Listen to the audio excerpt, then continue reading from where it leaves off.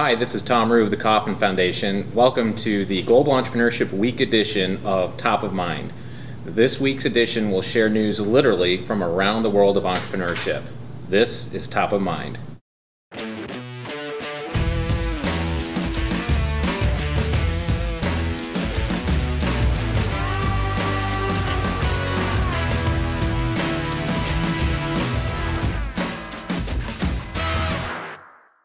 So this week I'm coming to you a little bit jet lagged, and I have to apologize for that. The reason I'm jet lagged, however, is a great reason. I had the privilege to represent the foundation at this year's World Economic Forum Global Agenda Council. For those of you who may not be familiar with the World Economic Forum, they are the NGO that sets the priorities, if you will, the global dialogue around topics of significant interest to the world at large. In particular, I was serving on the Global Agenda Council for Fostering Entrepreneurship. The work that's being done at the World Economic Forum around this really informs world leaders, thought leaders, policymakers, people that are really important. I mean, the work there sets the agenda for Davos every year in January, for example. I have to tell you, being there, just the interaction with people from all over the world. There was about 1,000 people in attendance there in Dubai, and all the councils that are there being represented, in addition to just fostering entrepreneurship. Things about world hunger and youth employment and food security. Water, drinkable water. I mean, these are things that are really pressing matters for the world, and entrepreneurship was right there in the center of that.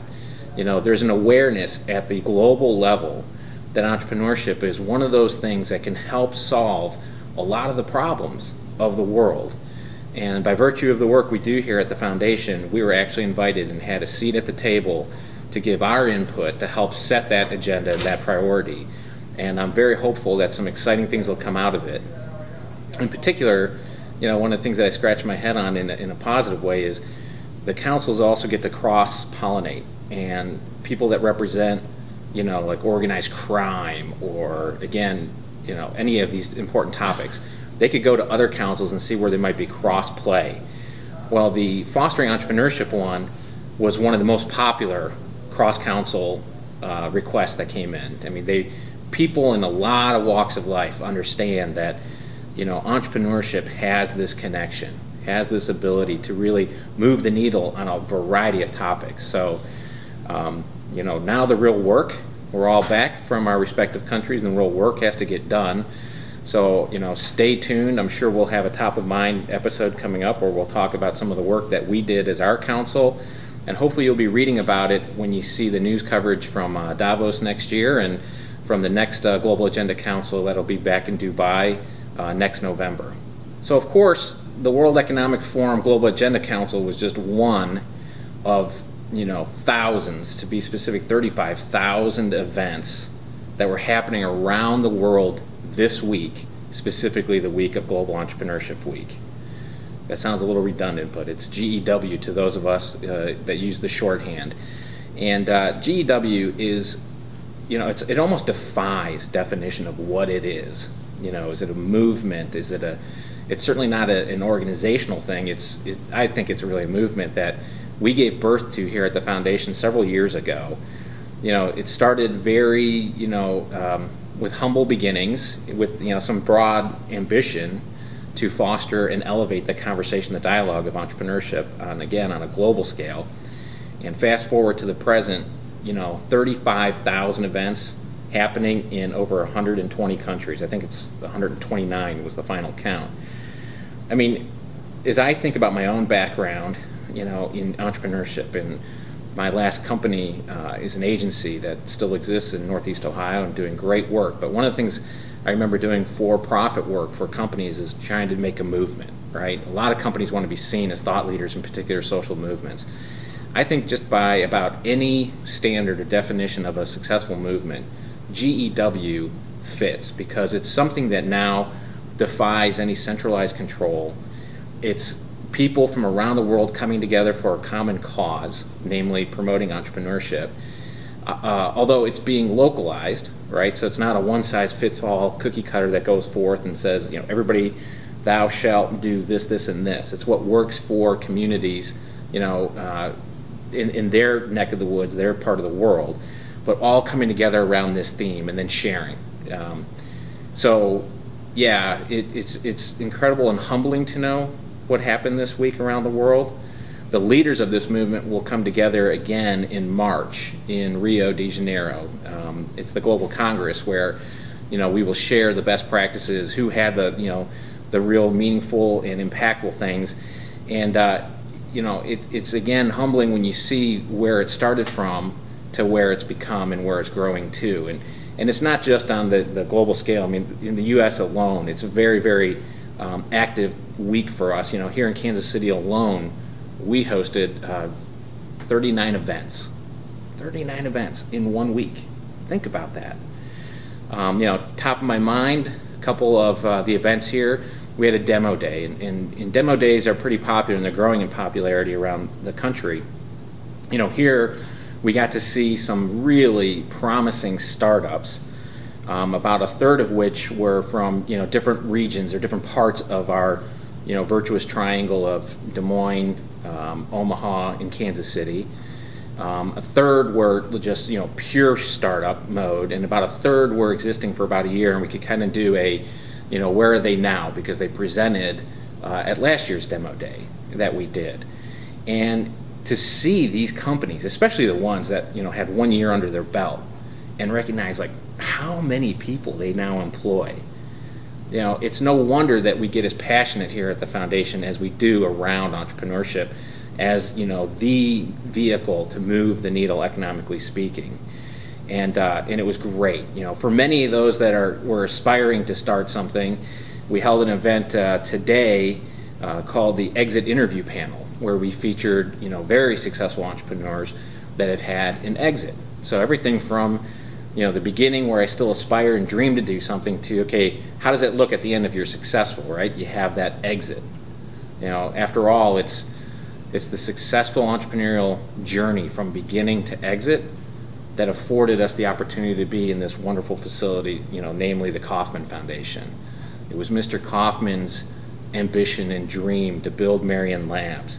And it was when that company grew to the size that it did and was finally acquired, and Mr. K had his exit, as it's known, that he had the means to bequeath to the foundation the resources to do this work of promoting entrepreneurship. So this week alone, anybody even thinking about that entrepreneurial journey had the ability to start at the beginning with demo day and several other events happening, to what does it mean to start that journey, to what does it look like at the other end of the journey when I can start a different journey of my life, maybe funding a foundation or helping others in a certain way. So that was very, very exciting. One of the other things that we took the week to do was to expand on one of our successful newer programs called 1 Million Cups. So in the mass interest and excitement and energy of Global Entrepreneurship Week, we launched our first 1 Million Cup franchise city, namely Des Moines. And I have to tell you, it was kind of exciting because I was sitting from my hotel in Dubai, and it was, I want to say it was around 9 p.m. local time there, and I was live streaming from Dubai to watch, because we actually live stream these events. And to say nothing of the fact that we've seen the attendance at 1 Million Cups grow, from a dozen from the first to we're averaging now about 120. But we actually have live streaming people from around the world. My own presence from Dubai just being a fluke, but we have regular people from places like India coming in, and then to know simultaneously there was a similar event happening in Des Moines. This is how we're going to spread that word. This is how we're going to advance entrepreneurship. Collision of networks, successive events, all feeding upon and building one another. That's the way that gets done, and it was exciting to see 1 Million Cups expand into Des Moines, during Global Entrepreneurship Week. So I have to tell you one thing about Global Entrepreneurship Week and all the incredible things happening. I'm just compelled to take 1 second to do a shout out to the entrepreneurship team at the Kauffman Foundation. It's so humbling to know the amount of work that this group has put into all the activities around Global Entrepreneurship Week, but frankly, every week is Global Entrepreneurship Week at the Kauffman Foundation. And the work that these people do gives me the confidence, but more importantly gives me the ability to go and represent at places like the World Economic Forum to champion the cause of entrepreneurship, knowing that back home there's an incredible team of gifted people that are getting it done. And speaking of getting it done, and to wrap up this edition, one of the grantees that we are a very proud supporter of, and like Global Entrepreneurship Week, we kind of helped launch back in the day, was Startup Weekend. So Startup Weekend, for the uninitiated, is this program that goes into a community and it gets promoted locally, for anybody that has any kind of aspirational interest to think about starting a company. And they sign up to show up for a 54-hour experience that for many people is life-changing. They literally will start by coming in on a Friday evening and think of it as open mic night, where participants are given a 1-minute window to pitch an idea. It could be anything. It might be something that they've already started, it might be something they're just conceptualizing about. It doesn't have to be something serious, it could be something lifestyle oriented, it could be just a bright idea that they want to see if anybody else would share that opinion on, but they pitch at the beginning on Friday. And then, it's kind of like your worst childhood memory revisited, the playground pickup game, if you will, where people vote with their feet, whose idea they like best, but more importantly, whose idea do they want to spend the next 53 hours working with to see if they can't get to the end of something, of value. So the teams kind of self-select during the Friday pickup part of it, and then they work on it, basically like a startup mode. They absolutely just start doing the work necessary, figuring out what a product or service is going to be, how they package it and present it, what's the work to get out to this minimally viable product, and that culminates on Sunday evening with presentations being made.